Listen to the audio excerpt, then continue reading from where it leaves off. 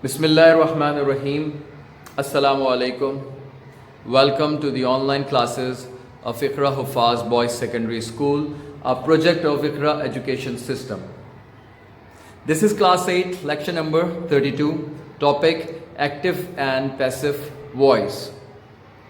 My dear students, yesterday we discussed the definition and exemplary sentences of active and passive voice, and today we will discuss some rules. So kindly take out your books and open page number 14. Okay, page number 14, lesson 2, revision 3, active and passive voice. Points to remember when changing active voice to passive voice. ठीक है बेटा, ये वो कुछ points और rules हैं जो हमें जब हम एक्टिव से पैसिव में चेंज करते हैं तो we should keep these points in mind. ठीक है, तो the first one is a sentence is parsed into subject, verb and object. जो सेंटेंस है उसको पार्स किया जाता है, यानी 3 चीज़ों में डिवाइड किया जाता है, ब्रेक किया जाता है. इसको कहते हैं पार्सिंग. ठीक है, यानी कि अब जैसे है अहमद राइट्स अ लेटर.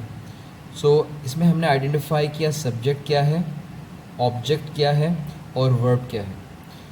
ठीक है, इसका एडवांटेज क्या होगा कि एज यू नो दैट कि when we are changing from active voice to passive voice, the object would come to the place of subject and subject would go to at the end of the sentence.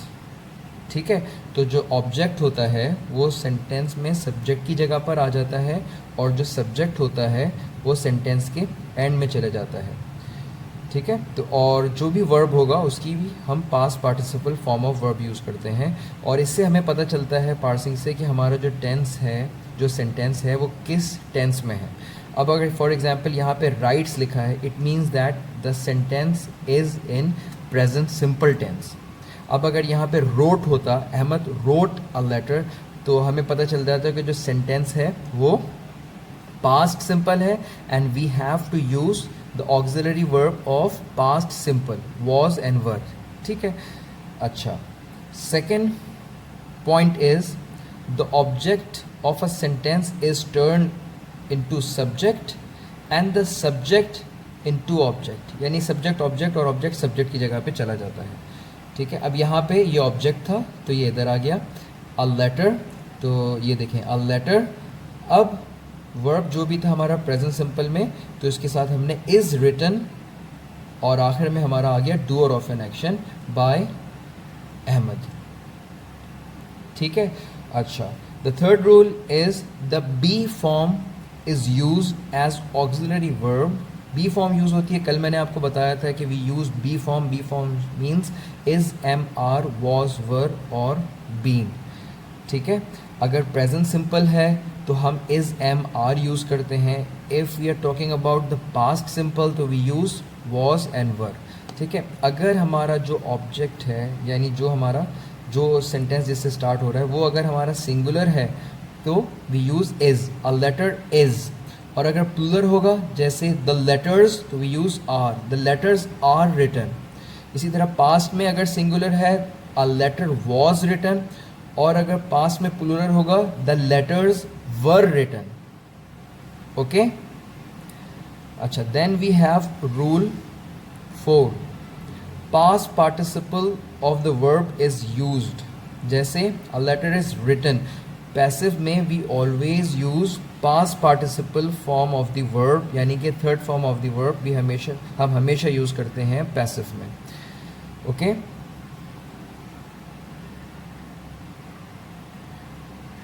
Okay. Point number 5, only transitive verbs are used in passive voice. Intransitive verbs are not made passives. ठीक है, तो हम passive transitive verbs का बनाते हैं, intransitive verbs का passive नहीं बनाते. And how we can know whether the verb is transitive और इन ट्रांजिटिव, हमें कैसे पता चलेगा कि वर्ब ट्रांजिटिव है या इन ट्रांजिटिव. सो देखें, ऐसे सेंटेंसेस जिसमें रिसीवर ना हो, जिसमें कोई रिसीवर ना हो। कल मैंने आपको बताया था ना, रिसीवर जो एक्शन को रिसीव करता है, जैसे if I say I paint a wall, I paint a wall, तो मेरा पेंट करने का जो एक्शन है वो कौन रिसीव कर रहा है? वॉल। ठीक है, तो इसका पैसिव बनेगा और ये है ट्रांजिटिव वर्ब। ठीक है, क्योंकि इसमें रिसीवर आ रहा है। लेकिन कुछ ऐसे वर्ब्स होते हैं, ऐसे सेंटेंसेस होते हैं जिसके अंदर रिसीवर नहीं होता, उन्हें कहते हैं intransitive verbs. For example, if I say I am happy, I am sad, ठीक है, अब यहाँ कोई रिसीवर नहीं है, तो इसका passive, we do not make passive of this sentence. If I say he slept, he slept, वो सो गया, ठीक है, अब इसमें भी कोई रिसीवर नहीं है, तो ये क्या कहलाते हैं? Intransitive verbs. तो इनट्रांजिटिव वर्ब्स कौन से होते हैं? जिसमें कोई भी रिसीवर नहीं होता, और we do not make passive of intransitive verbs. हम सिर्फ ट्रांजिटिव वर्ब्स का पैसिव बनाते हैं और ट्रांजिटिव वर्ब्स में रिसीवर होता है। ठीक है,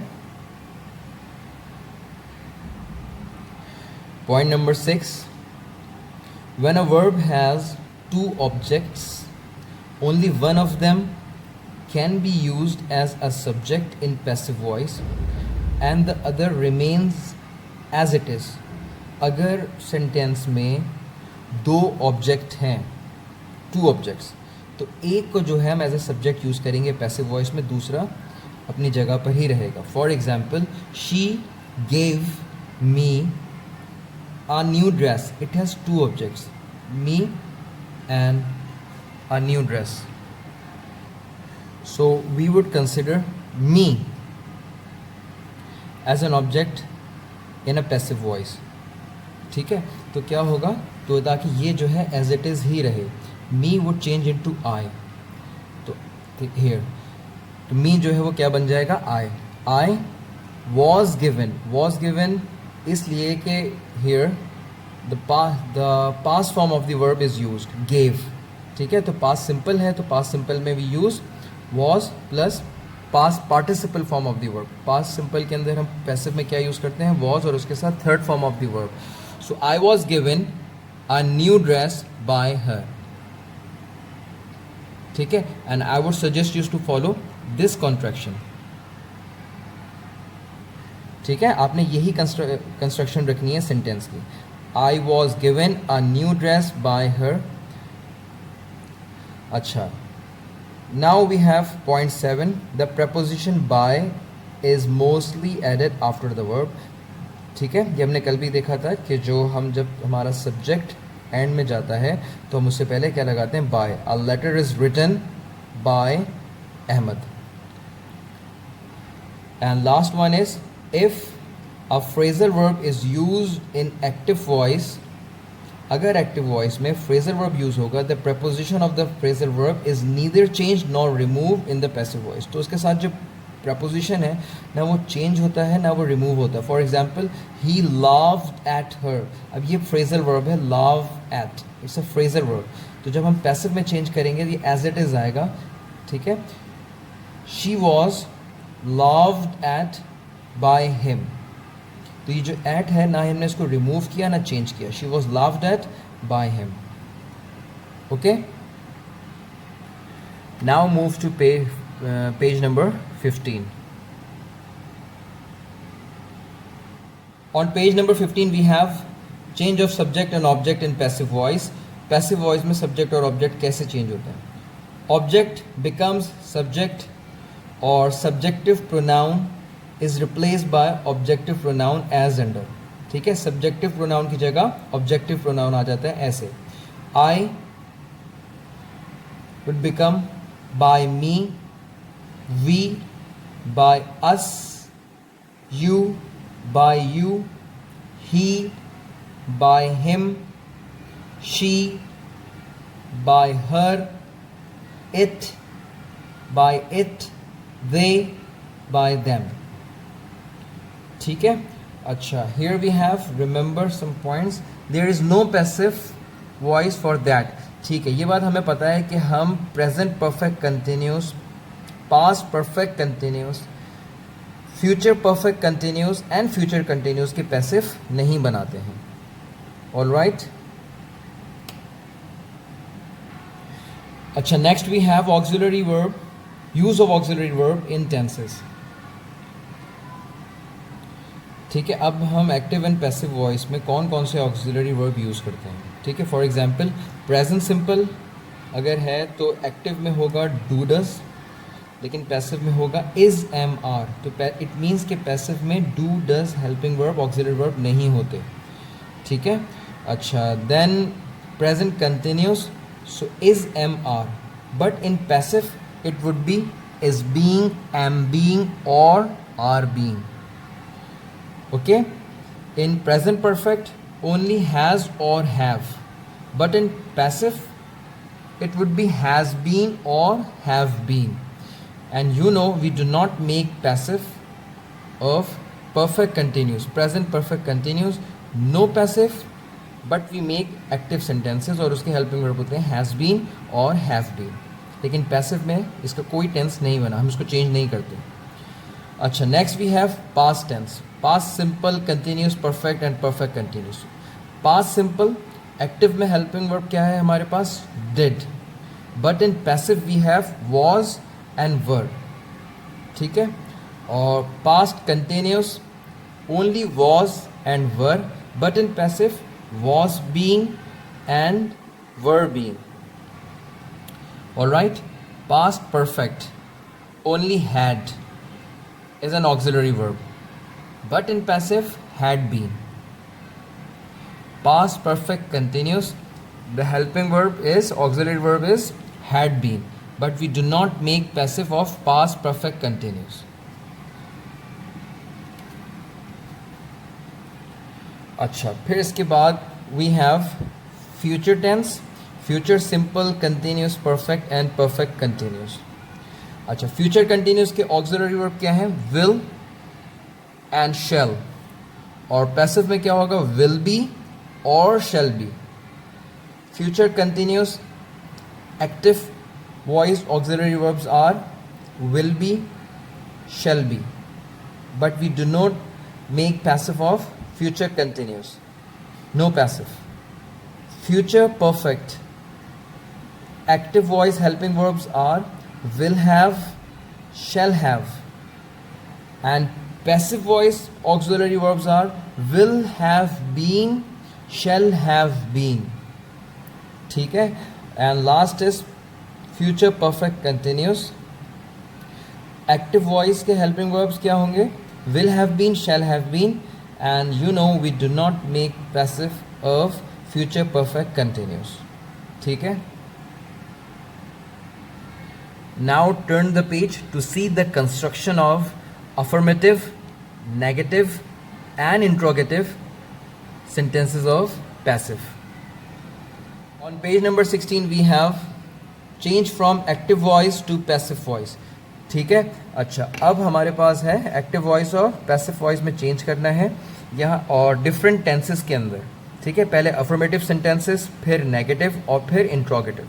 तो एक सेंटेंस हमारे पास है एक्टिव में, I eat an apple, and we have to change this sentence into passive in different tenses.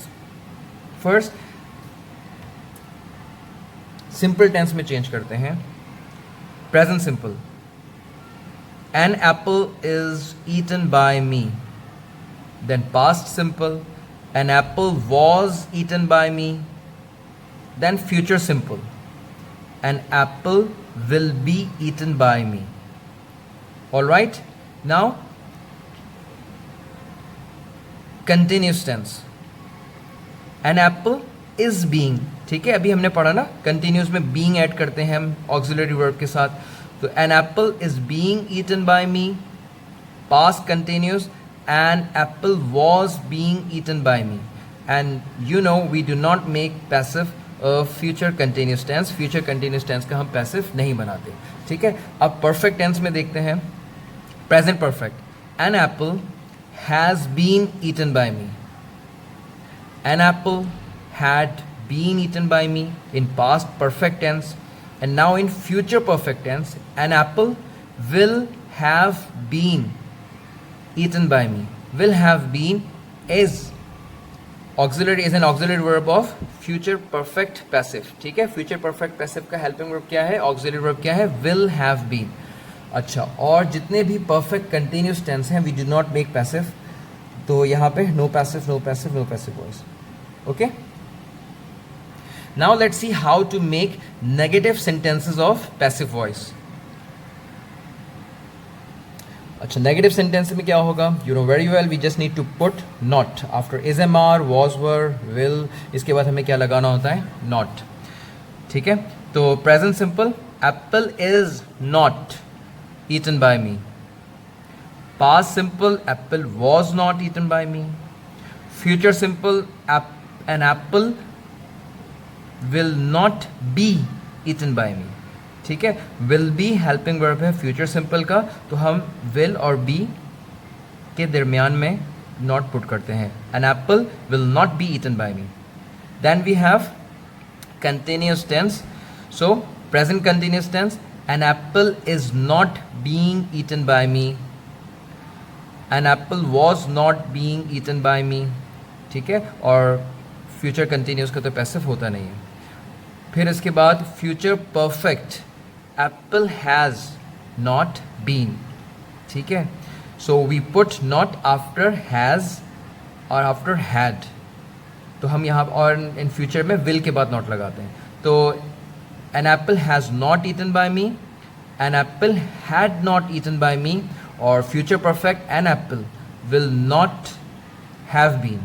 ठीक है, an apple will not have been eaten by me. और यू नो कि प्रेजेंट परफेक्ट कंटिन्यूस, जितने भी perfect continuous है उसका passive नहीं बनाते. Let's see interrogative sentences, how to make interrogative sentences of passive voice on next page, that is page number 17. Interrogative sentences of passive. First one is present simple, do I eat an apple. अच्छा, अब passive voice में we have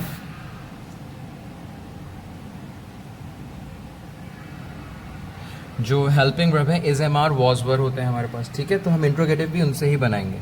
तो अभी हमने बनाया an apple is eaten by me.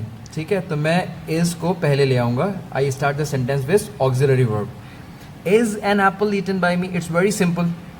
और did I eat an apple, तो did से मुझे पता चला इट्स अ पास्ट टेंस. ठीक है, तो हम इसका पैसिव जो हेल्पिंग वर्ब है उससे स्टार्ट करेंगे. Was an apple eaten by me. Then shall I eat an apple. अच्छा, अब फ्यूचर कैसे बनेगा, future simple passive, will an apple. ठीक है, विल एन एप्पल, फिर be, then be, will an apple be eaten by me. All right, तो first of all we have to identify the tense. ठीक है, सबसे पहले हमें टेंस आइडेंटिफाई करना है, और जो टेंस होगा फिर वैसा ही हमें हेल्पिंग वर्ब से स्टार्ट करना है. अगर प्रेजेंट सिंपल है तो we start with is, am और आर. ठीक है, और अगर पास्ट सिंपल है तो वॉज और वर्ड से शुरू कर सकते हैं, और अगर फ्यूचर सिंपल है तो विल या फिर शेल से. ऑलराइट, अच्छा, अब क्या है हमारे पास continuous tense. Am I eating an apple, तो is an apple being eaten by me. ठीक है, तो प्रेजेंट कंटिन्यूस पैसिव का इंट्रोगेटिव सेंटेंस कैसे बनेगा, ऐसे बनेगा, is an apple being eaten by me. अच्छा, और was I eating an apple, ये है पास्ट कंटिन्यूस एक्टिव वॉइस, और इसका पैसिव कैसे बनेगा, was an apple being eaten by me. ठीक है, जो वॉज बीइंग है इसको ब्रेक करते हैं. We start the sentence with was, then subject was an apple, और इसके बाद फिर आएगा हमारा being, was an apple being eaten by me. ठीक है, और then we have perfect tense, have I eaten an apple, have I eaten an apple. अच्छा, अब यहाँ हैव उन्होंने यूज़ किया बिकॉज यहाँ पे हमारे पास सब्जेक्ट क्या था, आई, और हम यहाँ पे यूज़ करेंगे हैज़. रीज़न कि हमारे पास जो सब्जेक्ट है वो क्या है, सिंगुलर एप्पल, तो एप्पल के साथ हैज़ आएगा ना, इस वजह से. अगर यहाँ एप्पल्स होता तो हम क्या यूज़ करते हैं, have apples been eaten by us. Clear हो गया? तो यहाँ पे हमारे पास सिंगुलर था, that is why we have used has here. Has an apple been eaten by me. Next, had I eaten an apple? अच्छा, had an apple been eaten by me? And last one we have, shall I have eaten an apple? तो क्या होगा? Will an apple have been eaten by me? ठीक है, तो will have been ये auxiliary verb है future perfect passive का, और हम इसे करते हैं ब्रेक। सेंटेंस स्टार्ट करते हैं विल से, फिर आता है सब्जेक्ट विल एन एप्पल, ठीक है, और उसके बाद ये है हमारा receiver of an action, will an apple have been eaten by me. Alright, और बाकी जो परफेक्ट कंटिन्यूस है उसका पैसिव नहीं बनाते। That's all for today, we will meet इंशाल्लाह in the next class. Do practice of it, take very good care of yourself. अस्सलाम वालेकुम।